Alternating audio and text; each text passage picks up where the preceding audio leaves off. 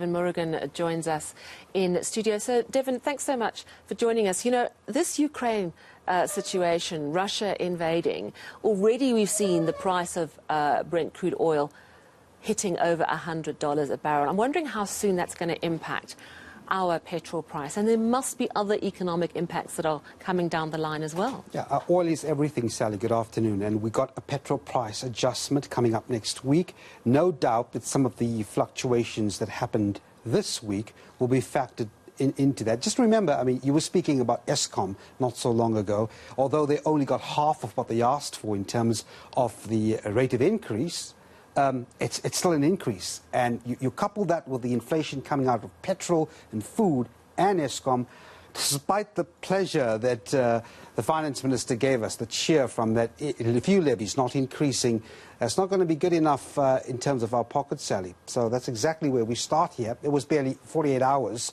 that Finance Minister Enoch Godongwana announced that there would be no increases in taxes or fuel-related levies. It was good news, as I said, for cash-strapped consumers, but then Russia invaded the Ukraine. The oil price spiked and the rand weakened against the US dollar. Inevitably, as we've been saying, it means costs go up. I want to bring in senior economist at Citadel, Maarten Ackerman. Maarten, thanks very much indeed for your time. So oil is our biggest import item, isn't it? So presumably this will have a significant effect on the prices we pay here locally. Yes, Devan, you're right. We import a lot of energy. We're the biggest of that. That helped us last year as a tailwind when oil went from 100 to 50. And we also imported less because we were, still partially in lockdown. Now this year, the economy is operating on all cylinders. We're flying, we're driving, and now with the Ukraine, oil is back to more than $100 per barrel. So it's costing us more.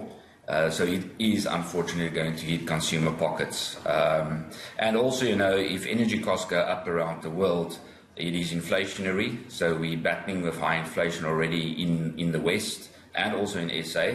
So this is not going to help to get inflation back to where we want it to be within a shorter framework. So oil and energy is probably the biggest or the quickest hit that we are going to feel from the current tension in Russia-Ukraine. And it's a double whammy, isn't it, Maarten? Because on the one hand, you've got the oil price going above $100 a barrel. On the other hand, you've got the other biggest component to our fuel prices, the rand weakening. Now, petrol was already expected to go up by, around R1.20 next week. I'm wondering what the conflict does. Because, as I said, you have the weaker rand. Come Wednesday, you might be in, presumably, for a bigger shock. Yeah, well, the increase that we are seeing next week's got nothing to do with what's playing out now. So, the current increase in the oil price and the rand weakening as a result of emerging market risk-off sentiment, given what's going on, that is probably only going to hit our shores, anything between 3 and 6 months. So if the tension in the Russian-Ukraine doesn't continue for too long, we might get the benefit that if oil goes a little bit lower, that the impact is not as bad. But, if this conflict continues much longer, there's more conflict. At the moment, everyone's aware of the energy supply that's coming out of Russia. So the Europeans and the US are almost tiptoeing around it.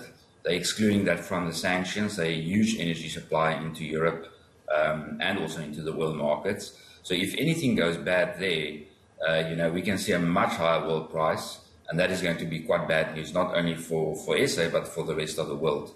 And we also need to keep in mind, we're just talking about oil here because that's our major import and also one of their major exports. But Russia and the Ukraine is also quite big exporters of commodities, wheat, maize, and sunflower. Ukraine provides about 40% of the global sunflower exports. So we're not just talking about energy and transport inflation, we're also talking about food inflation. So that's almost a double whammy to the inflation basket, and we're certainly also going to feel that on this southern tip of Africa. 25 to 30% of wheat exports coming from that region. That's sure to have an impact on us.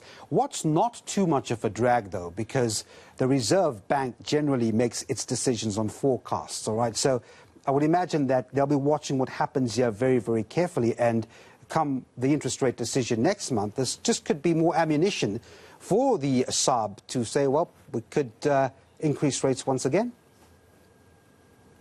Yeah, so I think, unfortunately, we're already in a tight environment, and that's why if we think about the budget, which is almost long forgotten now, it is a local budget in a global world, and then you realize that, the focus is very much on the global side of things.